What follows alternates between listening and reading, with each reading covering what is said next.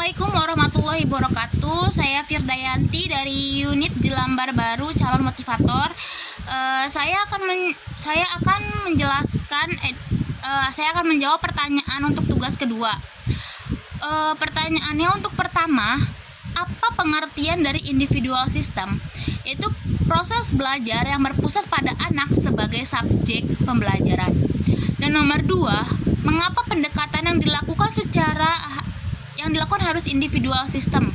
Karena dilakukan sesuai dengan kondisi dan kebutuhan masing-masing anak. Dan nomor tiga, apa tujuan yang ingin dicapai dengan melakukan pendekatan secara individual system agar proses belajar dapat dilakukan secara bertahap.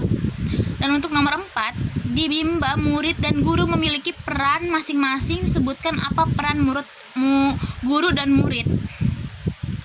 Peran guru menjadi motivator, menciptakan suasana fun learning, membimbing sesuai kemampuan dan perkembangan setiap anak.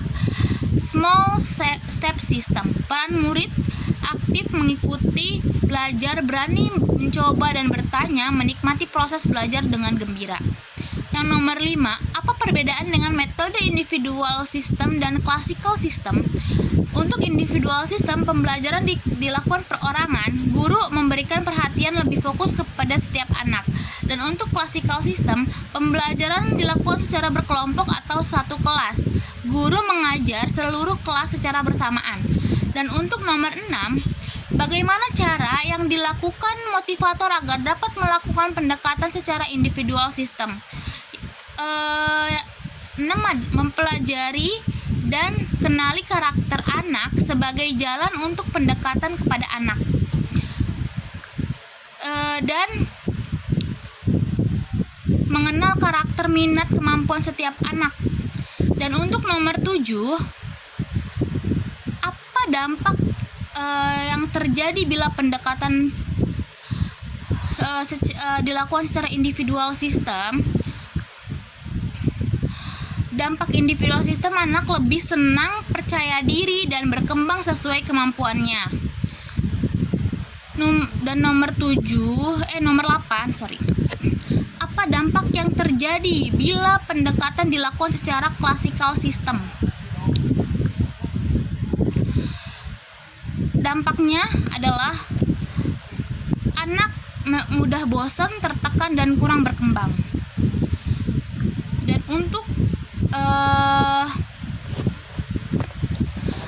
Dan untuk nomor 1, metode variation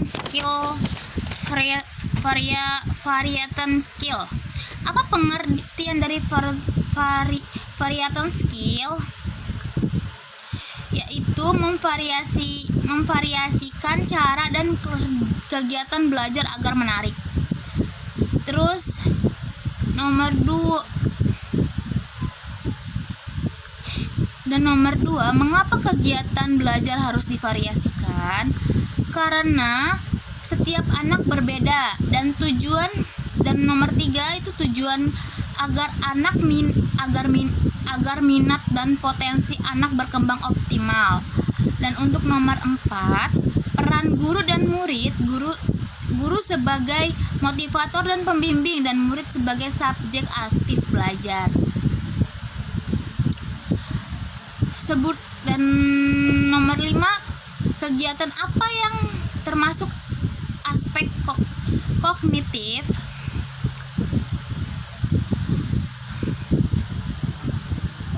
Yaitu kognitif itu membaca, berhitung, mengenal huruf. Dan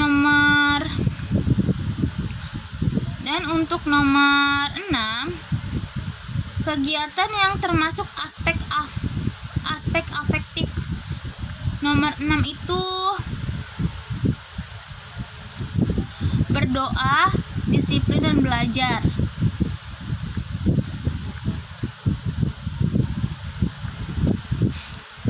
Dan untuk nomor 7, kegiatan yang termasuk aspek psikomotorik,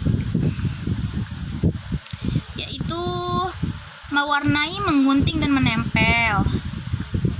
Terus dan nomor 2, Dan nomor 8, bagaimana cara motivator memvariasi kegiatan belajar dengan aspek belajar? Yaitu dengan menggabungkan kegiatan yang melatih ketiga aspek tersebut. Dan yang terakhir, apa yang dimaksud dengan the law of effects? Yaitu hukum akibat.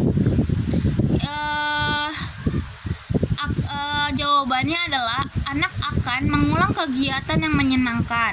Dan untuk yang nomor 2, apa yang dimaksud dengan the law of experience? Itu hukum latihan. Yaitu jawabannya semakin sering dilatih semakin terampil. Dan untuk nomor 3, apa yang dimaksud dengan the law of readiness? Itu hukum kesiapan. Yaitu belajar akan lebih berhasil jika anak sudah siap. Sekian, assalamualaikum warahmatullahi wabarakatuh.